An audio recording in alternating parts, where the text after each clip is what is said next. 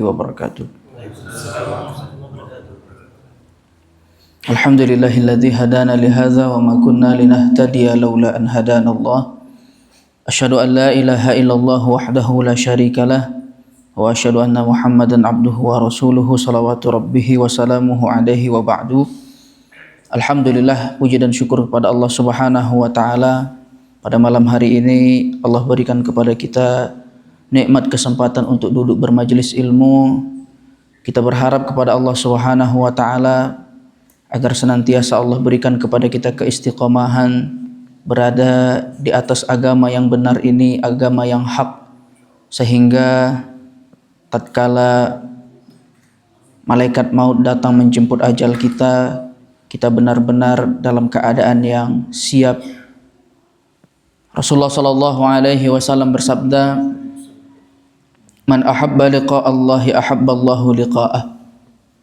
Siapa yang cinta bertemu dengan Allah Subhanahu wa taala, Allah pun cinta bertemu dengannya.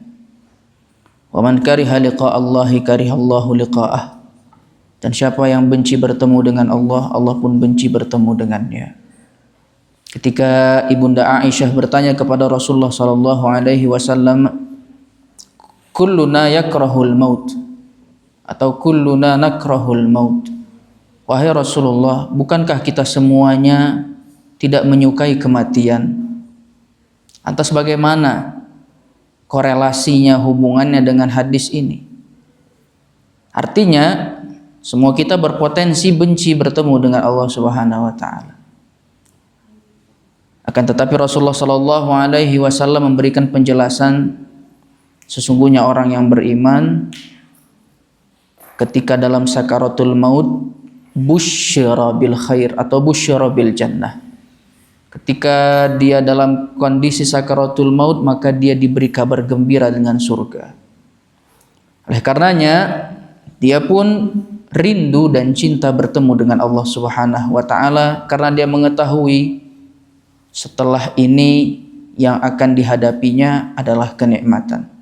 Innal ladzina qalu rabbuna Allahu tsumma istaqamu tatanazzalu alaihimul malaikatu alla takhafu wa la tahzanu wa abshiru bil jannati allati kuntum tu'adun.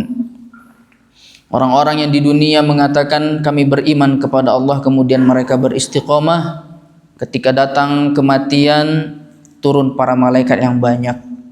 Alla takhafu wa la tahzanu, memberi kabar gembira seraya mengatakan jangan takut, jangan cemas, jangan bersedih. Wa absyiru bil jannati allati kuntum tu'adun, dan bergembiralah, berbahagialah dengan surga yang telah dijanjikan. Itulah harapan kita hidup di permukaan bumi ini, mengumpulkan sebanyak apa yang bisa kita kumpulkan dari perbekalan-perbekalan, karena memang perjalanan akhirat adalah perjalanan yang amat panjang. Salah seorang sahabat mengatakan, ahin dituli safarin wa qillati zadin. Celaka perjalanan yang amat panjang sementara perbekalan yang amat sedikit. Ini adalah perkataan yang pernah diungkapkan oleh sahabat yang mulia Abu Hurairah radhiyallahu taala anhu, seorang sahabat yang paling banyak meriwayatkan hadis-hadis Nabi sallallahu alaihi wasallam. Beliau berada pada urutan pertama dari sekelompok para sahabat al-muktsirina fi riwayatil hadis.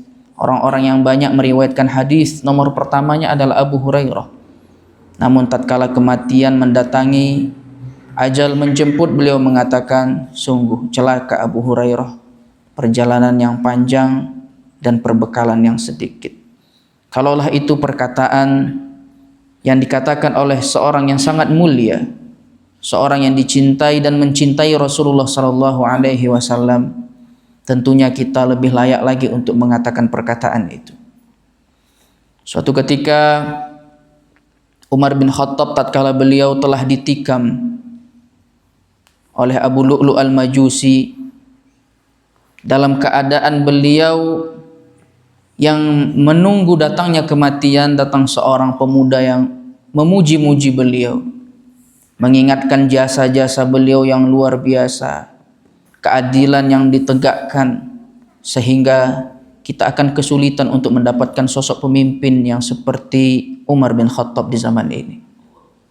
Atau barangkali kepemimpinan seperti itu boleh dikatakan, ya kalau kita katakan tidak akan terulang lagi, barangkali kita sudah mendahului takdir. Tapi kita katakan sulit untuk terulang lagi. Hakamta fa'adalta fanimta. Engkau telah berlaku adil wahai Umar. Engkau telah menghakimi dengan kehakiman yang sangat-sangat bijaksana. Sehingga Umar bin Khattab di masa kepemimpinannya tidak membutuhkan pengawal. Umar bin Khattab tidak membutuhkan pasukan yang mengelilinginya, melindunginya dari bahaya-bahaya. Kenapa? Dia bisa tidur di bawah pohon kapanpun dia mau. Itulah keadilan. Keadilan adalah sebaik-baik yang menjaga ketertiban dan keamanan. Ketika keadilan telah tegak, ketika kesejahteraan sudah meliputi suatu bangsa, maka ketika itu keamanan adalah sesuatu yang niscaya akan terjadi. Namun sebaliknya, ketika keadilan tidak ada, ketika hukum itu tajam ke bawah tumpul ke atas, maka yang terjadi adalah kriminal demi kriminal, kejahatan demi kejahatan. Akan tetapi kita tidak boleh berputus asa. Umar bin Khattab di puncak-puncak keadilannya, di puncak-puncak kepemimpinannya yang sangat layak dituliskan, ditorehkan dengan tinta emas sejarah kehidupan beliau. Ketika itu ada orang-orang yang memujinya, beliau mengatakan kafafan la liya wala alayya. Aku berharap ini impas, tidak untukku dan tidak pula atasku. Maksudnya impas, kosong-kosong. Begitulah mereka orang-orang soleh yang sejati. Orang-orang soleh yang telah mendapatkan rekomendasi langsung dari manusia yang terbaik yang pernah menginjakkan kakinya di permukaan bumi, yaitu Rasulullah Sallallahu Alaihi Wasallam. Mereka sudah mendengar dengan telinga mereka sendiri rekomendasi yang pernah disabdakan oleh Rasulullah. Abu Bakar fil jannah, Umar fil jannah, Utsman fil jannah, Ali fil jannah, Abdurrahman bin Auf fil jannah, kemudian adda asyara minal mubasysyirin bil jannah. Kemudian Rasul menyebutkan 10 orang yang telah direkomendasikan oleh Allah Subhanahu wa taala melalui lisan Rasulullah sallallahu alaihi wasallam. Mereka telah mendapatkan rekomendasi langsung dari langit bahwasanya mereka adalah penduduk surga yang tidak akan disentuh oleh neraka. Akan tetapi kehidupan mereka adalah kehidupan yang luar biasa. Yang dari kehidupan itu kita akan mengatakan wajar, layak mereka mendapatkan rekomendasi itu.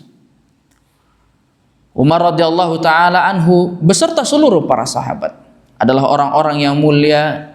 Kenapa? Karena mereka dididik langsung oleh manusia yang paling mulia, Nabi yang paling dicintai oleh Allah Subhanahu wa taala, yaitu Nabi Muhammad sallallahu alaihi wasallam. Mendidik dengan tulus sampai-sampai Allah Subhanahu wa taala bertanya kepada Rasulullah sallallahu alaihi wasallam di banyak ayat, "Am tas'aluhum ajran?" Wahai Muhammad, apakah engkau meminta upah atas kebenaran yang engkau telah sampaikan kepada umatmu ini? Kenapa begitu sulit bagi mereka untuk menerima dakwah ini? Kenapa begitu banyak orang-orang kafir Quraisy yang mengingkari dakwahmu? Apakah karena dakwah ini bertarif? Apakah karena dakwah ini berbayar, wahai Muhammad? Padahal tidak. Dakwah yang disampaikan oleh Nabi Muhammad sallallahu alaihi wasallam adalah dakwah yang tulus. Pun dengan akhlak yang luar biasa, ketawaduan dan kasih sayang serta lemah lembut yang telah ditampakkan oleh Rasul kita, fabima rahmatim minallah linta lahum. Nah, kalaulah bukan karena rahmat dari Allah Subhanahu wa taala dan engkau bisa berbuat lemah lembut kepada mereka, walau kunta fazzan ghalizal qalbi lan faddu min haulik. Sekiranya engkau wahai Muhammad termasuk orang yang keras hati, keras ucapan, tentu mereka akan berpaling dan menjauh darimu. Para jemaah yang dirahmati oleh Allah Subhanahu wa taala, salawat dan salam kepada Rasul yang mulia, Nabi tercinta Nabi Muhammad sallallahu alaihi wasallam. Allahumma shalli wa sallim ala nabiyyina Muhammadin wa ala alihi wa sahbihi ajma'in. Kita hidup di permukaan bumi ini memiliki banyak sekali tujuan dan ambisi, memiliki cita-cita, memiliki arah yang berbeda-beda. Tentunya semua itu untuk mewujudkan kebahagiaan dunia sebelum akhirat. Dibuka lebar oleh Allah Subhanahu wa taala kesempatan untuk berbahagia, kesempatan untuk berkarya, kesempatan untuk bercita-cita. Ada yang memilih menjadi pengusaha, ada yang memilih menjadi bintang olahraga, ada yang memilih menjadi dai, pendakwah, mubalik dan lain sebagainya. Dan kesemua itu hanya untuk satu tujuan, yaitu berbahagia. Sifat adilnya Allah Subhanahu wa taala, Allah jadikan kesempatan itu terbuka untuk semuanya. Sebagaimana orang kaya bisa berbahagia, begitu juga orang-orang miskin. Sebagaimana orang yang berpunya bisa berbahagia, begitu juga orang-orang yang sederhana. Karena kebahagiaan tidak Allah lekatkan pada materi, tapi kebahagiaan Allah lekatkan kepada ketenangan hati.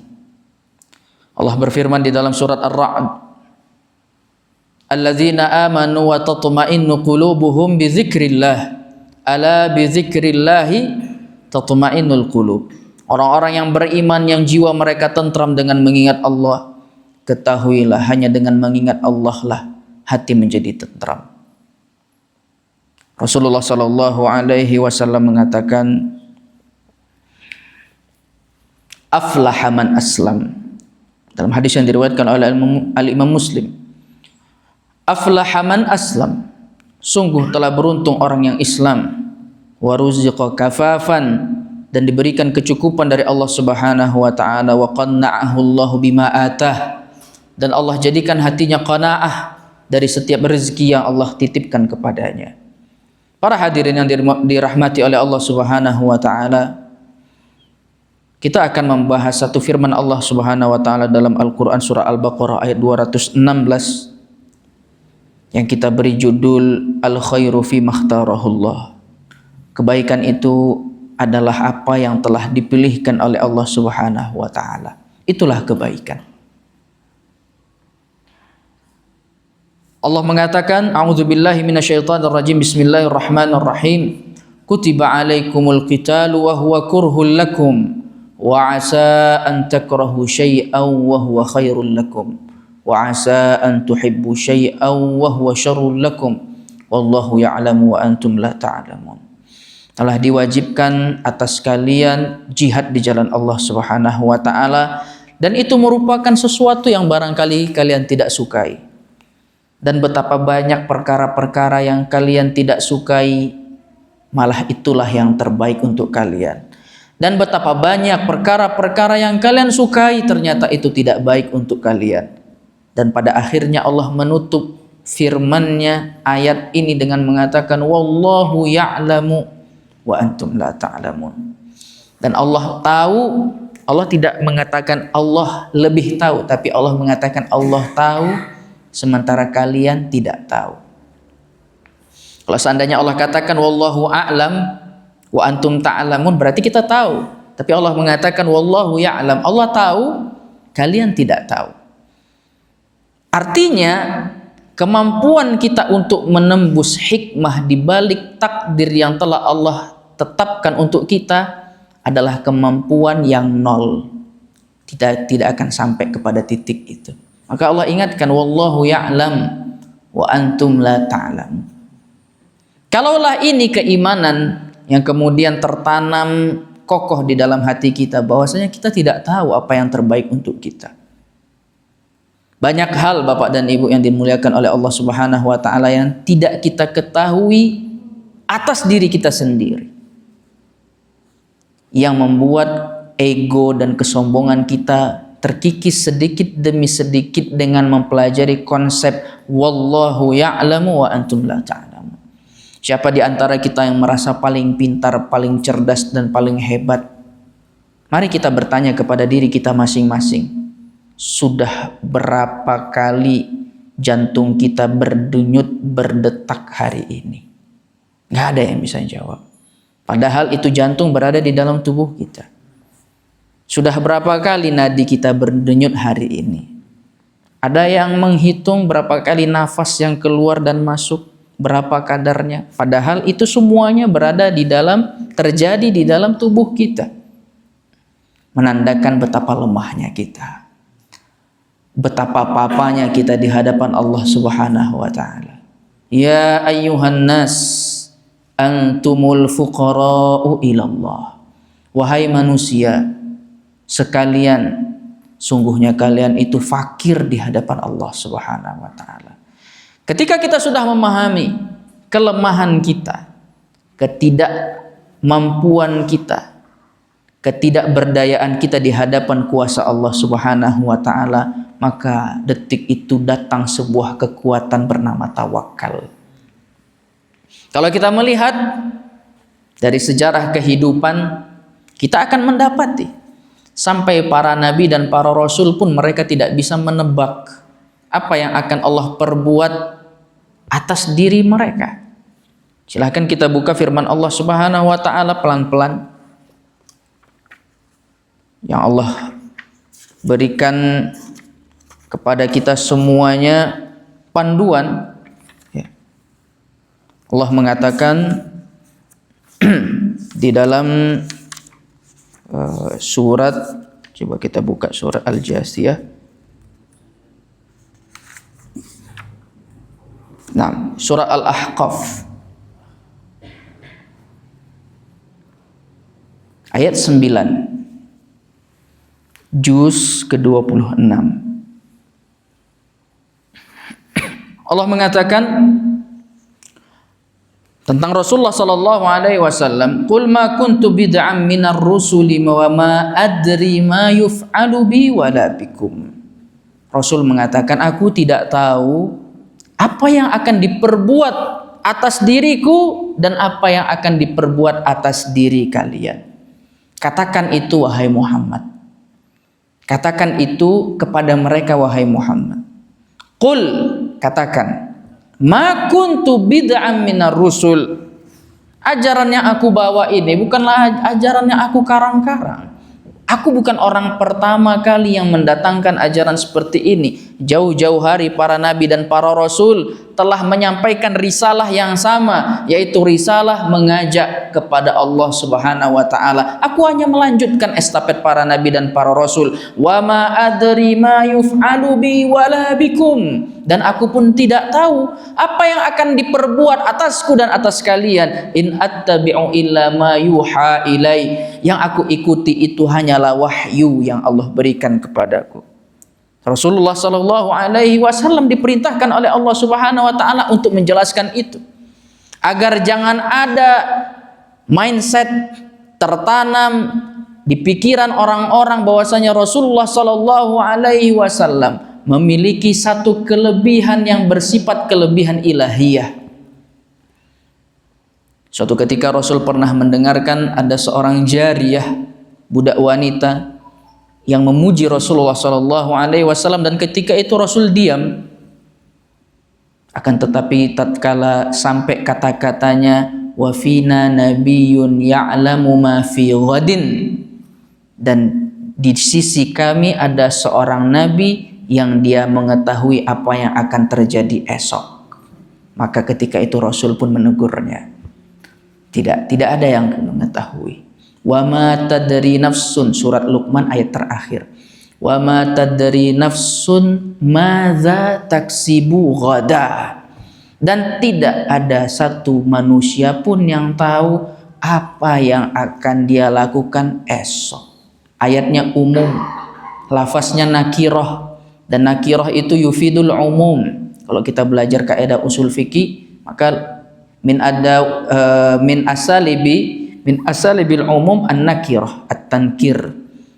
Nah, lafaz yang nakirah itu memiliki makna umum. Wa ma tadri nafsun madza taksibu ghada wa ma tadri nafsun bi ayyi ardin tamut. Dan tidak ada yang tahu kapan dia mati, di mana dia akan mati. Oleh karenanya Bapak dan Ibu yang dirahmati oleh Allah Subhanahu wa taala, ketika ini sudah menjadi pemahaman, ketika ini sudah menjadi akidah, maka akan mudah bagi kita untuk menerima setiap apa yang Allah pilihkan untuk kita. Mari kita mengambil contoh dalam Al-Quran. Barangkali kita bisa memulainya dari surat Yusuf. Surat Yusuf adalah surat yang paling relevan dengan tema kita pada malam hari ini, di mana ada sesosok Nabi alaihi salatu wassalam yang beliau merupakan anak Nabi dari anak Nabi. Yang kita sudah pernah menjelaskan bahwasanya Nabi Yusuf ini bapaknya ke atas itu adalah Nabi Ibrahim alaihi salatu wassalam, yang memiliki ibunda bernama Sarah dan memiliki ibunda bernama Hajar. Sebagian ulama mengatakan ketampanan Nabi Yusuf itu adalah titisan dari istrinya Nabi Ibrahim, karena Sarah adalah wanita yang paling cantik yang pernah hidup di zaman itu. Seorang anak yang kelak akan menjadi nabi hidup di zaman yang dia memiliki banyak kakak-kakak yang lebih besar, lebih tua dari dia. Yang terjadi apa Bapak dan Ibu? Allah Subhanahu wa taala takdirkan kecilnya Nabi Yusuf ini, baru dia kecil sudah diiri dan dihasadi oleh kakak-kakaknya, saudara-saudaranya. Bahkan mereka bermusyawarah, hatta di antara mereka ada yang mengusulkan, mari kita bunuh aja Yusuf. Dan ini menjadi pelajaran bagi kita, jangan sampai kita membeda-bedakan kasih sayang kita di antara anak-anak kita. Karena kita juga tidak menginginkan mereka juga pilih kasih dalam merawat kita nantinya. Kita menginginkan semua mereka berbakti kepada kita, begitu juga kasih sayang kita. Adapun perkara hati itu adalah perkara yang tidak bisa kita kontrol, tetapi perkara yang zahir yang harus kita tampakkan kepada mereka haruslah sama. Dalam ayat 9 Allah menceritakan kisah kakak-kakak Nabi Yusuf yang mereka merapatkan sesuatu. Uqtulu Yusuf aw yatrahuhu ardan yakhlu lakum wajhu abikum wa takunu min ba'dihi qauman salihin. Kita bunuh aja Nabi. Bunuh aja Yusuf. Berkata kakak yang paling besar, qala qailun minhum la taqtulu Yusuf wa alquhu fi ghayabatil jubbi yaltaqithu ba'dus sayyara in kuntum fa'ilin. Jangan dibunuh. Kita asingkan saja, kita campakkan saja dia ke sumur atau ke tempat yang jauh. Ada dua tafsiran. Nanti dia akan dipungut oleh orang-orang yang lewat. Kalau kalian mau melakukannya. Kemudian yang terjadi, Nabi Yusuf kecil dibawa, dicampakkan, dipungut oleh orang-orang yang tidak menginginkan Nabi Yusuf. Harapannya ketika Nabi Yusuf sudah dipungut, dibebaskan, dibalikkan kepada orang tuanya, tapi tidak. Ternyata Nabi Yusuf dijadikan budak dan dijual dengan harga yang murah. Wa syarauhu bi tsamanin bakhsin darahima ma'dudah wa kanu fihi minaz zahidin. Mereka tidak tertarik kepada Nabi Yusuf alaihi salatu wasallam sehingga mereka pun menjualnya. Tetapi disinilah datang kelemah lembutan Allah Subhanahu wa taala. Ada yang mengatakan dari duri itulah tumbuh mawar. Jadi sesuatu yang sulit itu terkadang menumbuhkan sesuatu yang sangat manis. Orang Arab mengatakan as-sabru murrun madzaqahu wa awaqibuhu ahla minal asali. Sabar itu pahit rasanya, tetapi akhirnya lebih manis daripada madu. Itulah yang terjadi kepada Nabi kita Yusuf alaihissalatu wassalam. Dijual, kemudian dibeli dengan harga yang murah. Sudah nampak mulai pertolongan Allah Subhanahu wa taala. Kemudian berpindahlah kisah Nabi Yusuf dari pembuangan ke istana kerajaan. Ternyata cobaan belum berhenti. Nabi Yusuf diuji lagi oleh Allah Subhanahu wa taala. Memang seperti itulah kehidupan. Tatkala Allah Subhanahu wa taala ingin mempersiapkan kepada kita sebuah kehidupan yang mewah, kehidupan yang baik, kehidupan yang indah, Allah Subhanahu wa taala buat kita layak. dengan Allah menempa kesiapan kita. Karena pada kenyataannya terlalu banyak orang-orang yang mereka tidak siap dengan kenyamanan, mereka tidak siap dengan kebahagiaan, mereka tidak siap dengan kemudahan, kekayaan dan lain sebagainya. Bahkan di antara mereka ada yang kufur. Dan semua itu Allah ceritakan di dalam Al-Quran. Ada orang yang dulunya miskin taat beribadah, tetapi tatkala dia kaya dibenamkan oleh Allah Subhanahu wa taala ke perut bumi. Dia adalah Qarun. Kalau kita membaca tafsir surat Al-Qasas yang berbicara tentang kisah Qarun, kita ketahui bersama bahwasanya Qarun ini adalah aqra'uhum bit-Taurah, salah satu penghafal Taurat. Qarun masih memiliki hubungan kerabat dengan Nabi Musa alaihissalatu wassalam. Ketika dia masih miskin, taat, hafal Taurat. Kalau kita di zaman sekarang berarti hafal Quran. Akan tetapi tatkala kekayaan itu sudah menutup mata hatinya, apa yang dia katakan, Pak? Padahal dia meminta kepada Nabi Musa untuk diajarkan bagaimana cara mencari rezeki, bagaimana supaya menjadi orang kaya. Diajarkan oleh Nabi Musa, diberikan petunjuk oleh Allah Subhanahu wa taala bagaimana caranya. Yang terjadi apa? Qala innama utituhu ala ilmin indi. Dia mengatakan, sesungguhnya kekayaan yang aku dapatkan ini karena kecerdasan yang aku miliki. Dia pamer, dia bawa hartanya. Fa kharaja ala qaumihi fi zinatih. Dia keluar membawa kekayaannya sehingga orang-orang pun terkagum. Ada yang mengatakan, ya laitalana mithla ma utiya Qarun. Duhai sekiranya kita memiliki harta seperti harta si Qarun. Dan itu banyak Pak di zaman sekarang, orang-orang yang mirip-mirip Qarun. Bahasa kitanya flexing ya Pak ya. Pamer harta, pamer harta, pamer harta. Yang kasihan ini siapa? Selalu yang kasihan itu orang menengah ke bawah. Jadi korban kan penonton Pak. Nonton, beli kelas. Habis itu kalah. Ayo masuk. Terus bangkrut. Tiba-tiba hilang duitnya. Itulah yang terjadi. Allah benamkan. Ketika itu baru manusia sadar. Ternyata apa yang Allah berikan dari dunia kepada sebagian orang itu bukan karena Allah cinta kepada dia. Sebagaimana Allah Subhanahu wa taala berikan dunia itu kepada Qarun, Allah juga berikan dunia itu kepada Nabi Sulaiman.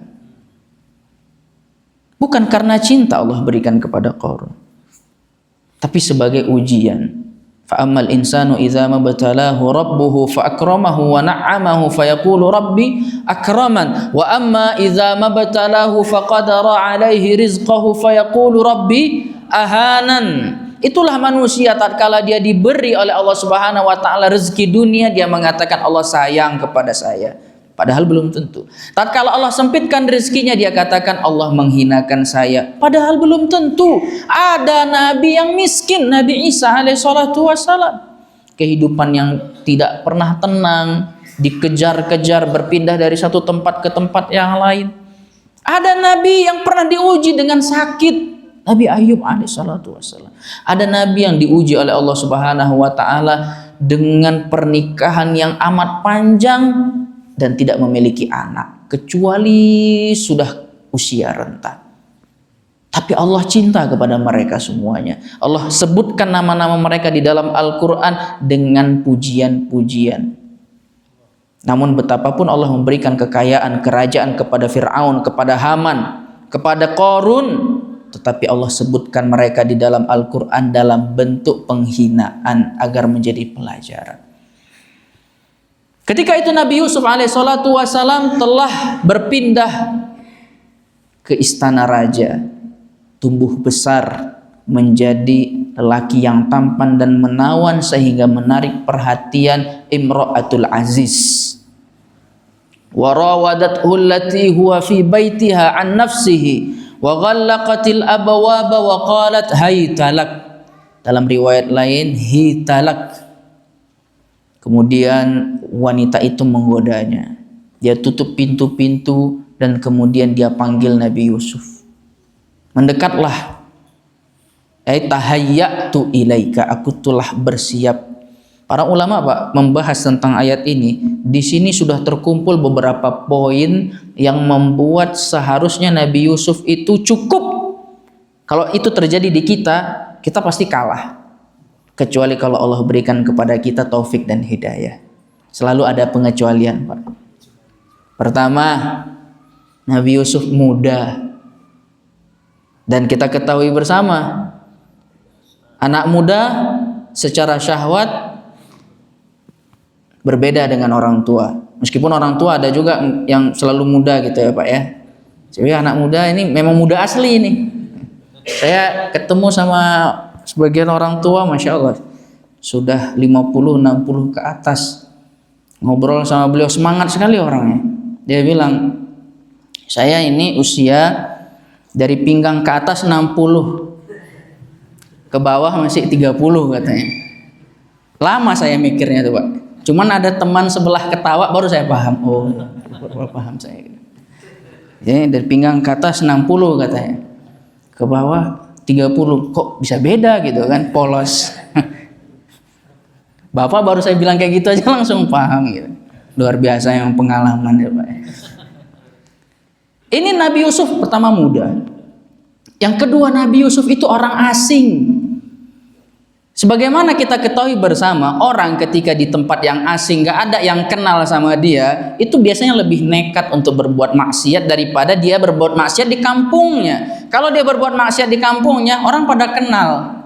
Makanya banyak orang-orang kaya Pak, kalau mau berbuat maksiat ke luar negeri, kumpulin duit banyak, tiba-tiba udah ke luar negeri aja. Enggak semua orang ke luar negeri untuk berbuat maksiat, tapi ada. Wah, jauh gitu kan. Syukur-syukur dia ke sana halal gitu kan. Tapi kalau tujuannya untuk berbuat maksiat ini kan, kalau Allah takdirkan kematian datang kan su'ul khatimah. Kalau dia pergi berdakwah dan lain sebagainya, menuntut ilmu, mencari rezeki, ini hal-hal yang masuk ke dalam ranah jihad nantinya, fisabilillah. Kemudian yang ketiga, Nabi Yusuf itu statusnya adalah budak.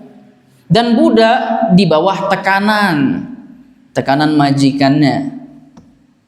Yang keempat, wanita yang menggoda Nabi Yusuf itu bukan sembarang wanita. Zata jamalin wa mansibin. Wanita sudahlah cantik, memiliki kedudukan, bukan orang jelek. Kalau jelek tadi masih kuat dia kan. Tapi ini adalah wanita yang cantik dan memiliki kedudukan. Selanjutnya, wanita tersebut sudah bersolek dan betul-betul siap. Wanita itu yang mengajaknya, bukan dia. Selanjutnya, wanita tersebut sudah mempersiapkan penjaga yang menjaga di pintu sehingga aman, potensi untuk ketahuannya itu kecil. Sudah berkumpul semua ujian-ujian ini di hadapan Nabi Yusuf alaihi salatu wassalam. Ketika itu, walaqad hammat bih wa hamma biha laula an ra'a burhana rabbih kadzalika linasrifa anhu as-su'a wal fahsya innahu min ibadinal mukhlasin. Sungguh wanita tersebut telah condong kepada Nabi Yusuf, dan Nabi Yusuf juga hampir kalaulah dia tidak melihat tanda-tanda kekuasaan Allah Subhanahu wa taala yang Allah berikan kepadanya. Terjadi perbedaan pendapat para ulama. Ada yang mengatakan dia melihat cahaya, ada yang mengatakan dia melihat wajah bapaknya. Tafsir para ulama. Yang penting Allah tegur Nabi Yusuf. Laula an ra'a burhana rabbih. Nabi Yusuf sudah melihat tanda-tanda larangan Allah Subhanahu wa taala. Kadzalika linasrifa anhu su'. Begitulah kami menjauhkan keburukan dari hamba-hamba kami. Dari dia Nabi Yusuf, innahu min ibadinal mukhlasin. Dia termasuk hamba-hamba kami yang terpilih. Namun yang terjadi Pak, sudahlah Nabi Yusuf berupaya menyelamatkan dirinya, sampai beliau lari, kemudian bajunya ditarik dari belakang sehingga sobek. Ketika dibuka pintu, ternyata sang raja sudah berada di hadapan pintu. Disinilah bermain fitnah wanita itu. Ini kata-kata ini selalu dikutip oleh anak-anak muda. Ya. Inna kaidakunna azim. Ya. Fitnah wanita itu luar biasa katanya gitu kan Pak ya. Memang benar. Sudahlah dia yang salah. Secepat itu dia melakukan alibi pembenaran atas dirinya sendiri. Kan hebat itu. Makanya hati-hati Bapak.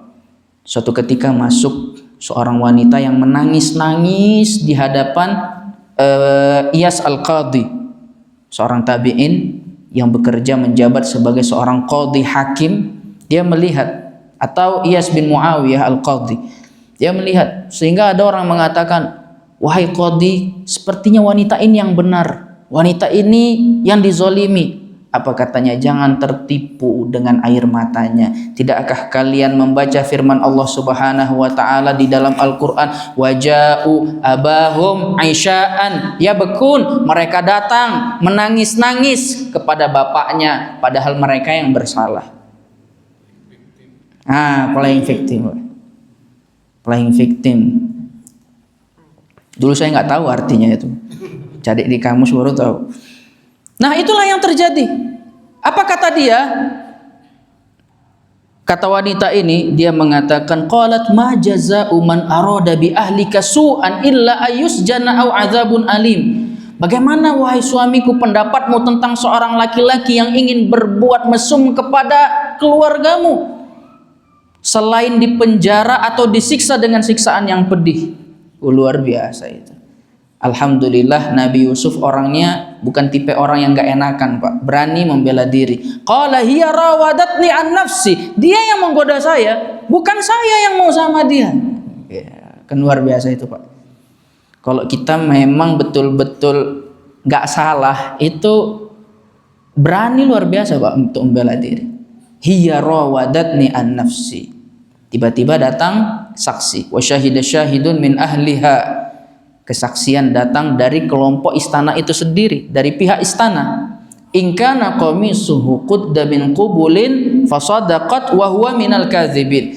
Seandainya bajunya itu sobek dari depan, Yusuf yang bersalah, yang wanita ini yang benar. Wa in kana qamisuhu qudda min qubulin fakadzabat wa huwa minas sadiqin.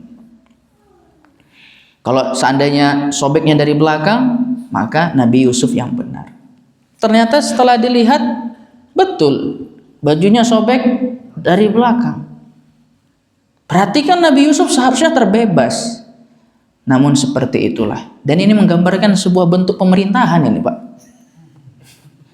Kalau yang bersalah itu, saya kan kadang-kadang ngikutin juga ya Pak. Itu kekurangan saya, masih ngikutin berita gitu. Saya pernah dengar itu orang-orang yang berkasus yang tiba-tiba udah ditangkap, katanya ini mempertimbangkan pertimbangan politik. Adalah, nggak tahu Bapak lihat atau enggak, wallahu taala alam. Jadi kalau yang bersangkutan itu, yang bersalah itu adalah orang-orang dalam, itu berat untuk menghukumnya. Dan itu yang telah dilaknat oleh Rasul SAW. Datang orang-orang, ada wanita mencuri, dan jelas-jelas ketangkap mencuri dan harus ditegakkan potong tangan. Datang mereka rame-rame kepada siapa Pak? Ibnu Hubbin Nabi Sallallahu Alaihi Wasallam, Usamah bin Zaid. Datang mereka rame-rame. Mereka sadar Usamah bin Zaid ini adalah orang yang sangat dicintai Rasul, karena Rasul sangat cinta sama ayahnya, ya, Zaid bin Harithah. Katanya, ya Rasulullah, ini wanita dari kabilah mulia, dari kabilah terpandang, gini. Tiba-tiba mencuri, wahai Rasul. Bagaimana ini kalau kita maafkan saja? Apa kata Rasulullah? Rasul marah. Atashfa'u fi haddin min hududillah. Apakah engkau memberi syafaat untuk tidak menerapkan had, aturan, hukuman had, yaitu merupakan aturan Allah Subhanahu wa taala? Sesungguhnya yang akan menghancurkan kalian, sesungguhnya yang telah menghancurkan umat-umat terdahulu, annahum idza saraqa fihi musyarif, kalau seandainya ada orang yang mencuri dari nasab-nasab yang mulia, tarakuhu, Mereka tidak terapkan had kepada mereka, mereka tidak terapkan hukum kepada mereka. Tetapi ketika yang mencuri itu adalah orang yang lemah, mereka tegakkan hukum atas mereka. Itu yang terjadi nggak, Pak? Terjadi nggak itu, Pak? Terjadi. Saya kadang-kadang susah juga untuk memvalidasi apa yang terjadi di dunia maya, tapi itu kelihatan.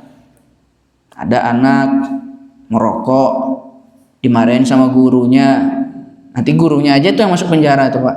Gurunya aja yang disalahkan itu, gurunya aja yang Allahu Ta'ala a'lam gitu kan. Tergantung anak siapa dulu ya. Kalau anaknya anak yang biasa-biasa aja biasanya diam, tapi kalau anaknya anak orang yang ya. Soalnya pernah terjadi, Pak, nyata, bukan berita, nyata, ditampar itu guru gitu kan. Guru ditampar, gimana mau berkah ilmunya? Saya khawatir itu anak nanti kalau besar lama-lama orang tuanya yang ditampar gitu. Ya, hukum kama tadinu tudan. Sebagaimana kita melakukan seperti itu juga akan kembali kepada kita gitu kan. Al jaza'u min jinsil amal. Balasan itu sesuai dengan amal perbuatan, itu berlaku. Ya, kalau kita seperti itu, kalau kita dulu zaman-zaman kecil dididik, kok bahasa kitanya, Pak, kalau di sekolah dipukul 3 kali, di rumah 6 kali itu. Kalau berani ngadu ke orang tua, Pak. Makanya anak-anak itu beradab gitu, karena dibantu oleh orang-orang tua, ditegakkan itu adab itu di rumah gitu kan. Berani-beranilah ngadu ke rumah. Coba aja berani-berani ngadu ke rumah, nggak bakal dibela. Ditambah. Kenapa nak? Tadi Pak kena hukum berapa kali dipukul tadi? Ada 5 kali. Makanlah dulu, mandilah dulu katanya. Mandilah dulu gitu. Makanlah dulu. Habis itu baru. Berapa kali tadi nak? 5 kali. Kok 5 kali dari apa? Tambah 5 kali lagi. Jadi tumbuh generasi yang kuat, menjaga norma, menjaga adab. Nah, yang terjadi kepada Nabi Yusuf, Nabi Yusuf terpaksa dipenjara. Singkat aja nih, Pak, kita lalui banyak ayat. Kemudian akhirnya Nabi Yusuf dipenjara, dimasukkan ke penjara. Summa badalahum, ayat ke-35. Summa badalahum min ba'di ma ra'awul ayati la yasjununnahu hatta hin. Tentu ada yang kita lewatkan.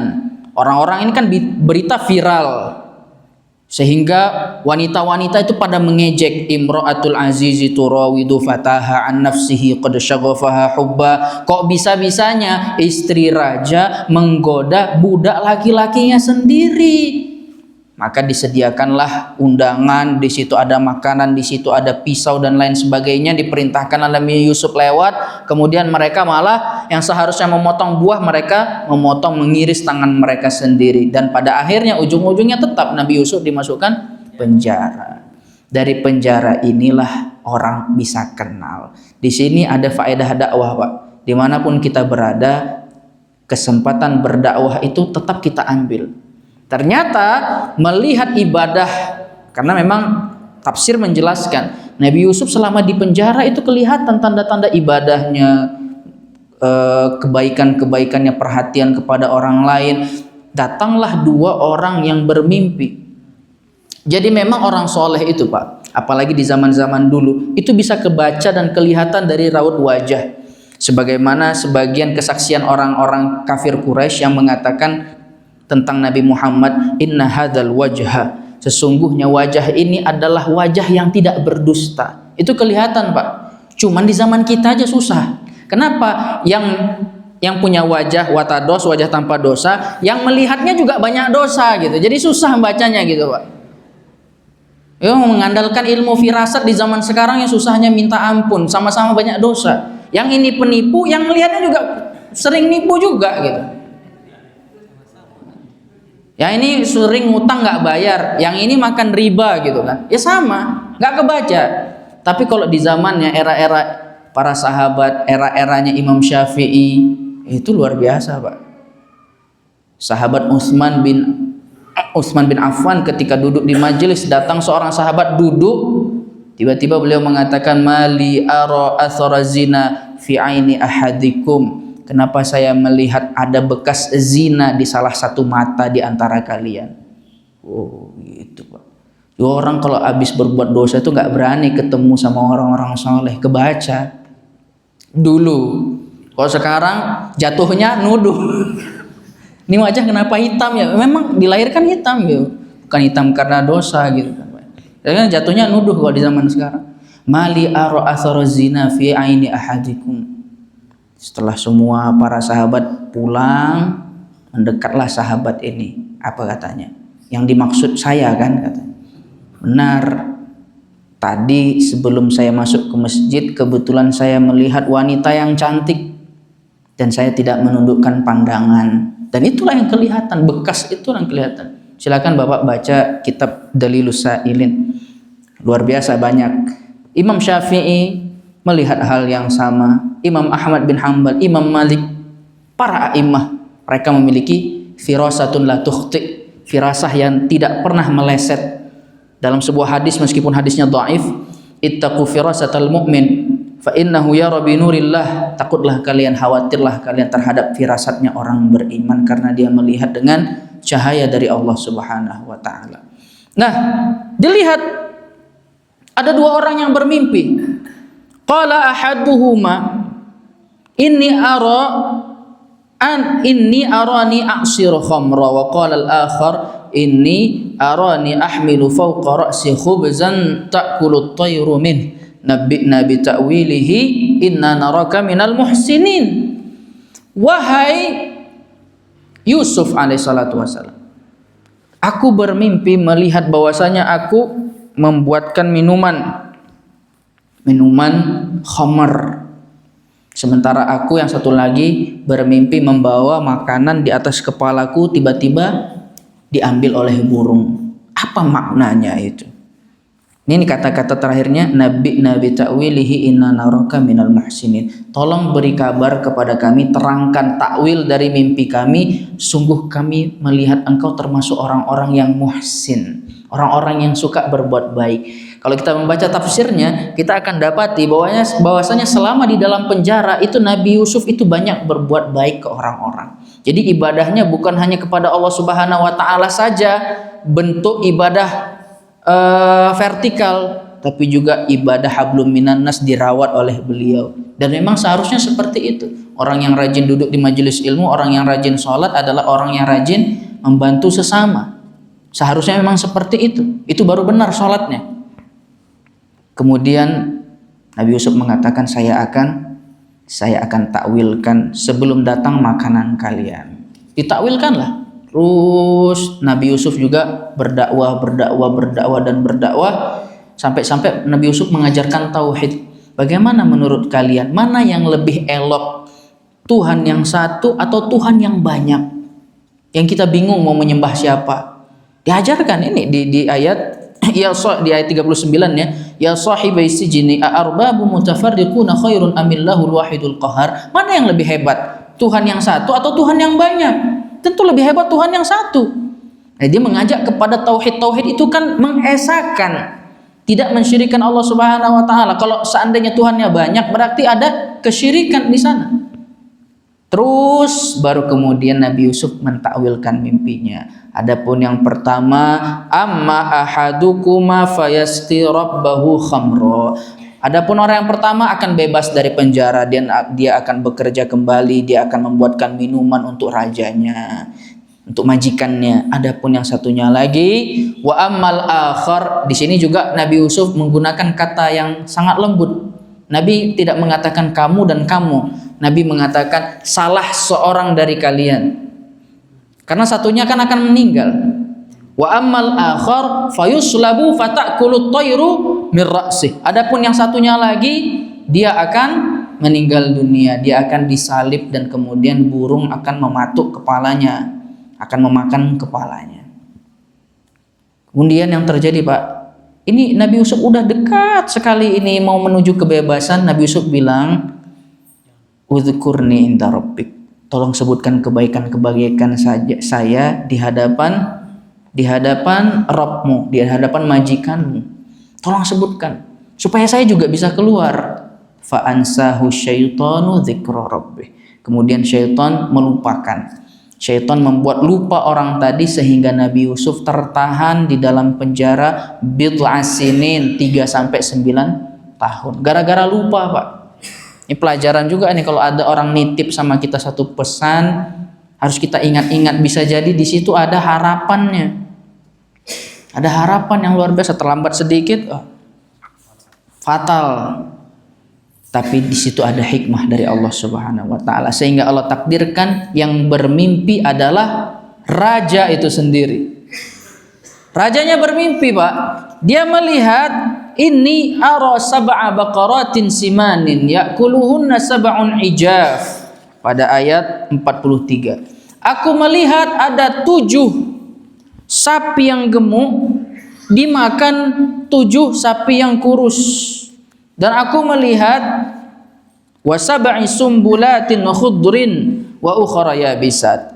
Aku melihat ada 7 tanaman-tanaman yang hijau dan ada 7 tanaman-tanaman yang kering. Apa artinya itu? Nah, ternyata menafsirkan mimpi ini, Pak, adalah sebuah ilmu yang luar biasa juga manfaatnya. Sehingga para ulama berbeda pendapat, apakah ilmu ini mauhibah, mutlak pemberian dari Allah, apakah ini muktasabah, apakah ini ilmu yang bisa dipelajari. Terjadi perbedaan pendapat para ulama. Apa kata wazir, orang-orang yang hidup di sekitar istana mengatakan adghatsu ahlam, ini hanya mimpi, pengantar tidur. Wa ma nahnu bi ta'wilil ahlami bi'alimin, kami nggak bisa mentakwilkan mimpi. Teringat dia. Wa qala alladziina jaminhuma wadzakara ba'da ummatin ana unabbiukum bita'wilihi farsilun. Ternyata orang yang tadi itu teringat, ada Yusuf yang pernah mentafsirkan mimpi. Akhirnya ditafsirkanlah mimpi tersebut, sehingga maknanya adalah akan terjadi nanti 7 nanti kata beliau di sini, tazra'una sab'a sinina da'aba. Kalian tanamlah tanaman itu 7 tahun. Apa yang kalian tanam jangan dihabiskan semuanya. Simpan di sumbulnya supaya nanti bisa ditanam lagi. Jadi jangan dihabiskan semuanya, dijadikan benih.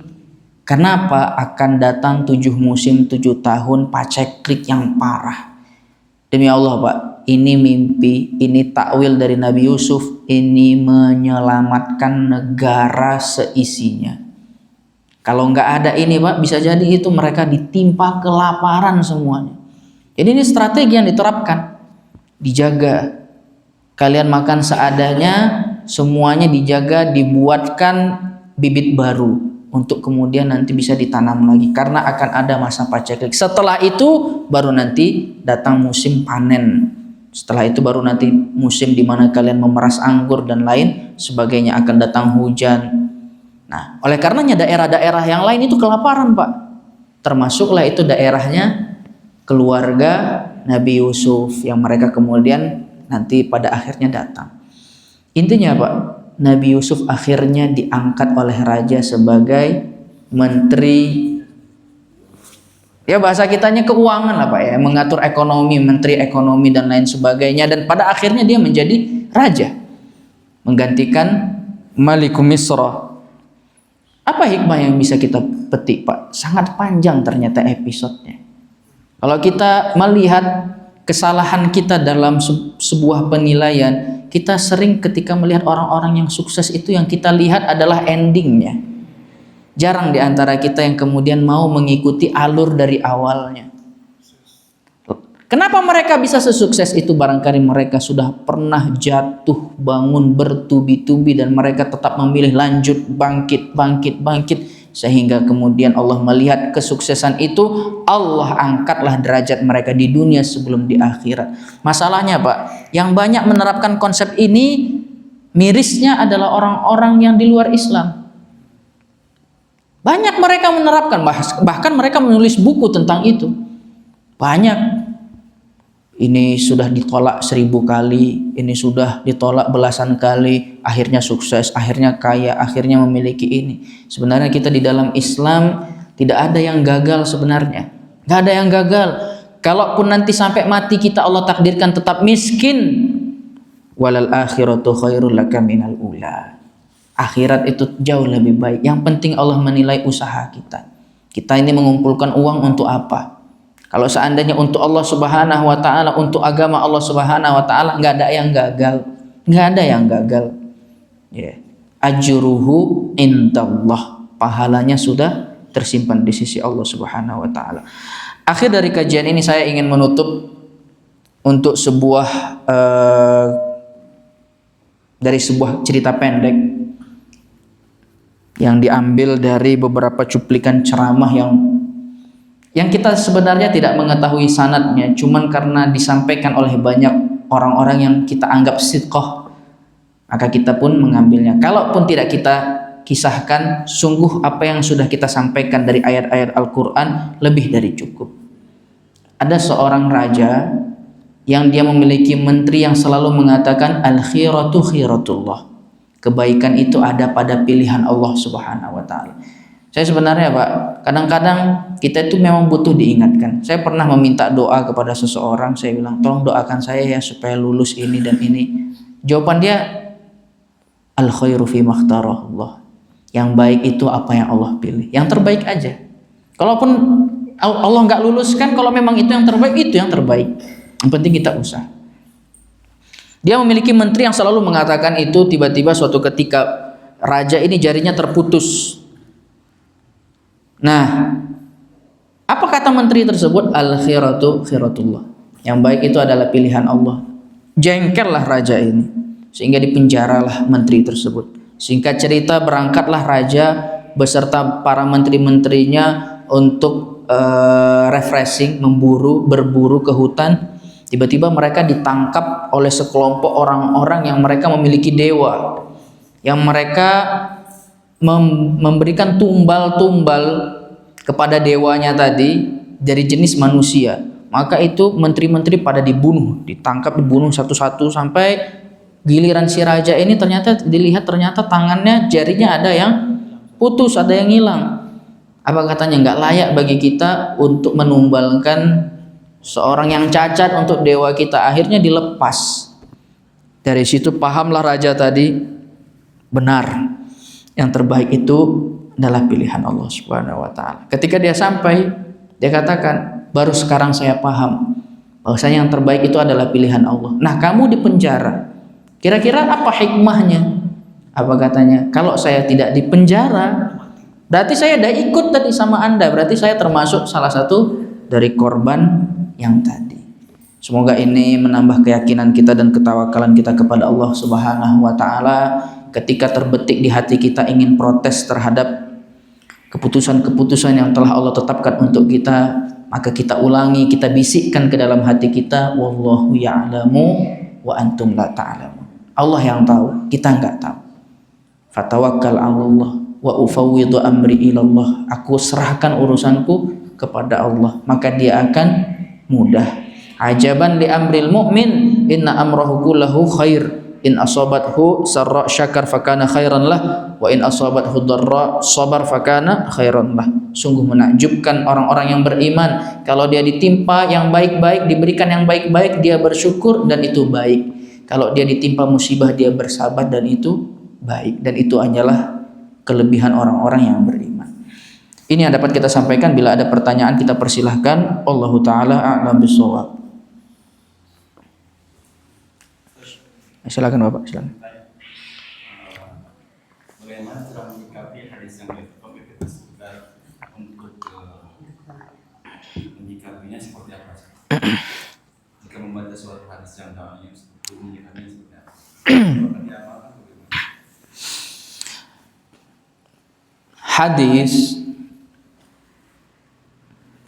secara jalur periwayatannya dia terbagi menjadi hadis mutawatir dan hadis ahad. Kalau dilihat dari derajat kesahihannya, ada hadis yang sahih, di bawahnya ada hadis yang hasan, di bawahnya ada hadis yang dhaif. Ketika hadis yang dhaif tadi kita ketahui bahwasanya dia memiliki asal. Jadi hadis yang dhaif itu sifatnya adalah motivasi. Contohnya, kalau kita melakukan ini nanti kita dapat ini, itu motivasi namanya. dan asal dari amalan itu ada, itu nggak masalah. Contoh, saya kasih contoh. Sholat duha. Sholat duha itu ada nggak hadis sahih yang mendukungnya? Ada nggak Pak? Berarti sholat duha nggak dianjurkan? Saya ulangi pertanyaan saya. Sholat duha itu disyariatkan nggak? Saya rubah pertanyaannya. Sholat duha itu disyariatkan nggak?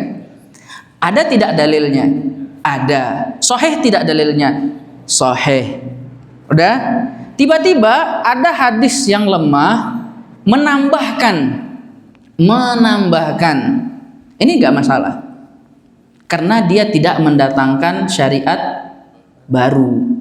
Dia hanya mendukung satu amalannya dia memang ada. Kedua, baca Quran. Baca Quran ini disyariatkan nggak? Nggak mungkin berbeda pendapat kita, Pak. Banyak dalil dari Quran itu sendiri, dari hadis-hadis Nabi, dari ijma dan lain sebagainya. Tiba-tiba datang hadis dhaif memberi kita motivasi untuk membaca Al-Quran. Nggak masalah. Tidak masalah. Dengan catatan, diberikan para ulama catatan. Catatan yang pertama amalan itu dia sudah memang di dalam syariat memang sudah ada. Yang kedua, catatan yang kedua, hadisnya tidaklah lemah, syadidud dha'fi, lemah yang betul-betul lemah. Dan ini tentunya ilmu ini bisa dipahami oleh orang-orang yang ngerti ilmu hadis. Kita kan muqallid ya Pak. Kata orang sahih, kata orang lemah gitu kan. Kita kan muqallid. Yang ketiga, kita tidak menisbatkan amalan itu kepada hadis itu, tapi kita menisbatkan amalannya kepada asalnya. Kepada asalnya seperti itu. Tapi kalau dia hadis itu mendatangkan amalan baru dan dia statusnya lemah, nah itu yang kita tolak.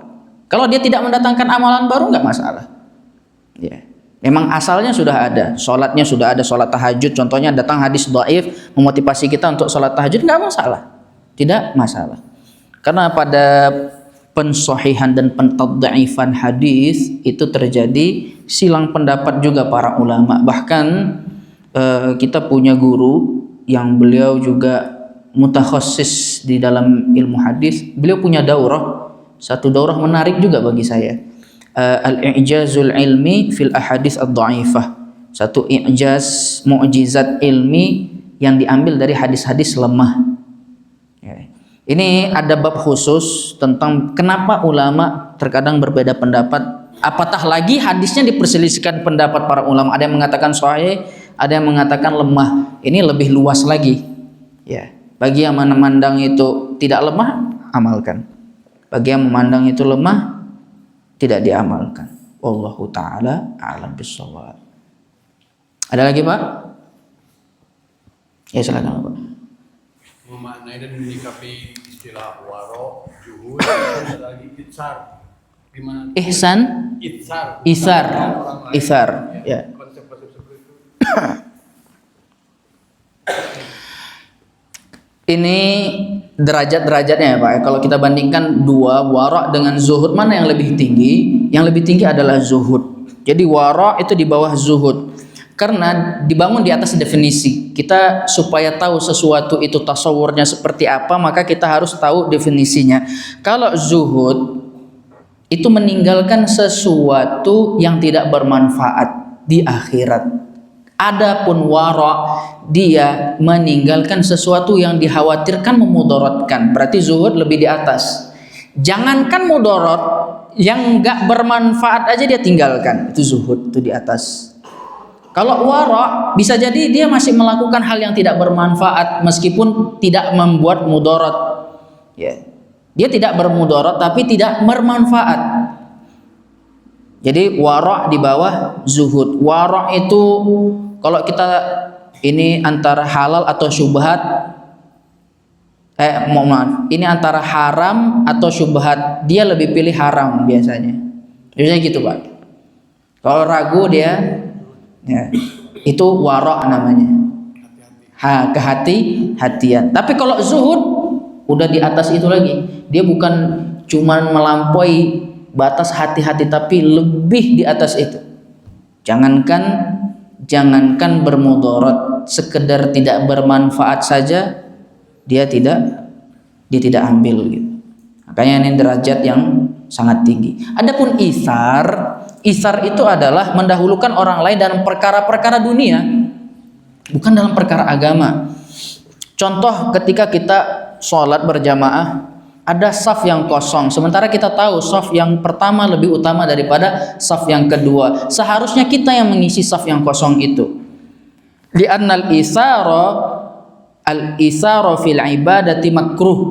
Isar dalam urusan agama itu makruh. Kenapa kita bisa melakukan? Kenapa kita suruh orang lain gitu?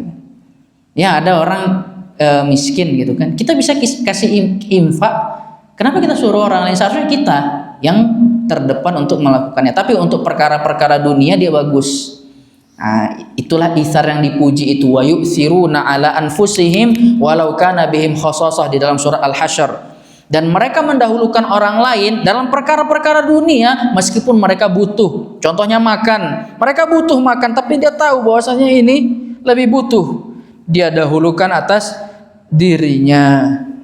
Dan itu tentu derajatnya sangat tinggi. Apakah itu masuk ke dalam zuhud? Apakah itu masuk ke dalam wara'? Bisa jadi salah satu dari keduanya, tergantung dari definisinya. Dia sampai ke taraf yang mana? Bisa jadi perbuatan isar ini masuk ke zuhud, bisa jadi perbuatan isar ini juga masuk ke perbuatan yang wara'. Wallahu ta'ala a'lam bishawab. Yang penting kita udah jelas definisinya terlebih dahulu. Ada lagi Bapak? Silakan. Iya betul. Hitungan?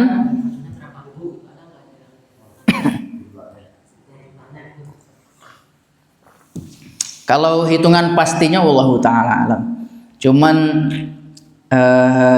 tentunya ada hadis-hadis yang riwayatnya itu yang kalau seandainya itu diambil dari kitab itu kita yakin itu sahih gitu.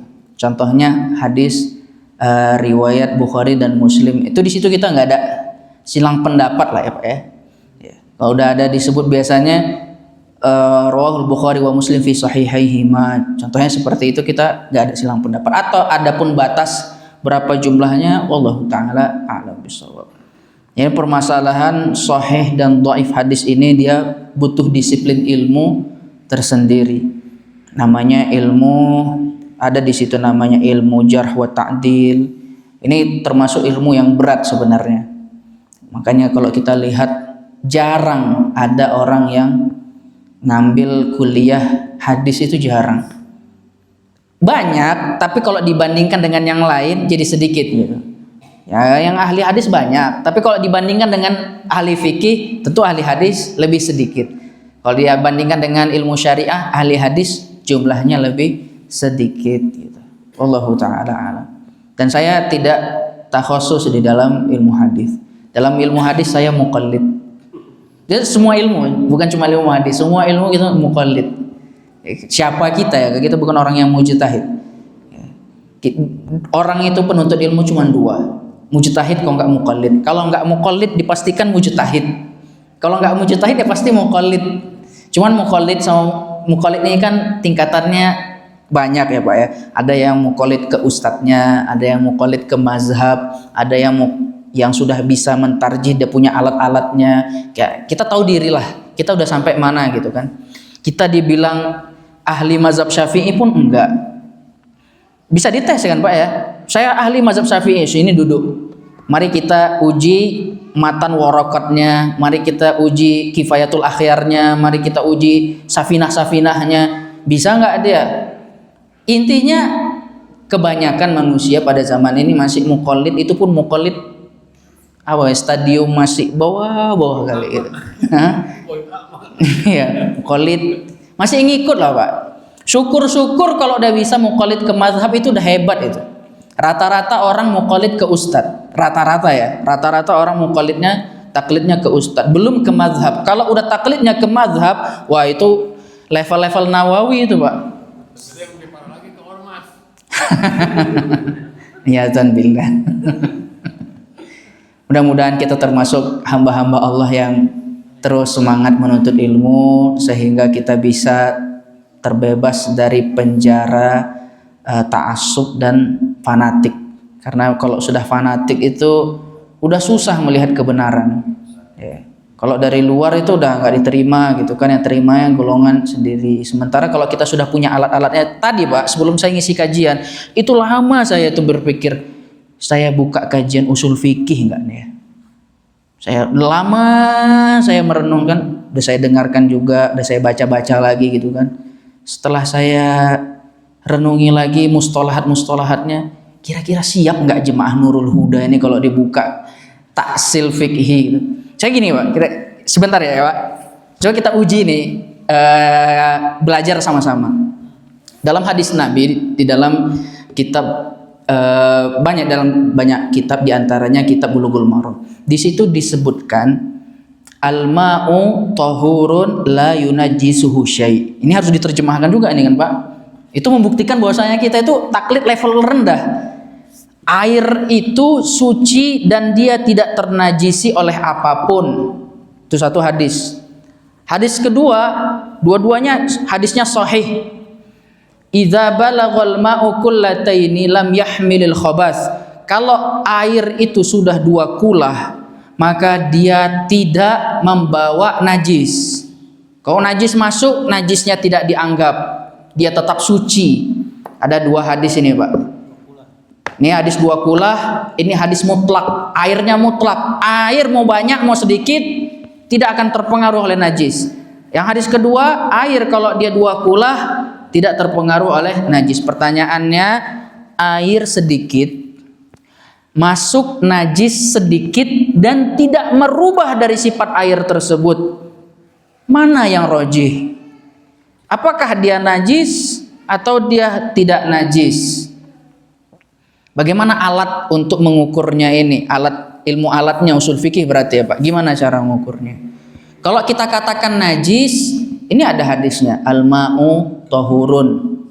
Umum itu, ada alif lam li ta'mim. Semua air, mau dia sedikit mau dia banyak, tahur, suci dan mensucikan. La yunajjisuhu syai', tegas, tidak ternajisi oleh apapun. Mau dia sedikit, mau dia banyak. Apalagi ini airnya nggak berubah. Sementara hadis yang satu lagi, air kalau dia lebih dari 2 kulah dia tidak bernajis. Mafhum mukhalafahnya kalau dia kurang dari 2 kulah berarti dia bernajis. Ini air ketidaknajisannya itu mantuk namanya. Mantuk.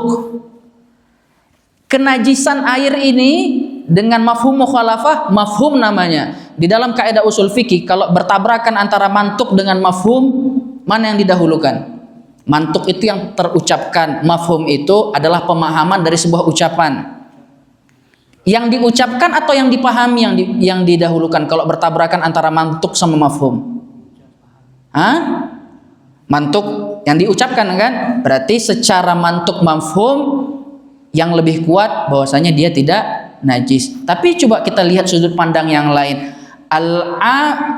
Al-ma'u tahurun, itu hadisnya umum. Sementara idza balaghal ma'u kullatain lam yahmil khabas, hadisnya khusus. Kaidah usul fikih kalau bertabrakan antara umum dengan khusus, mana yang didahulukan?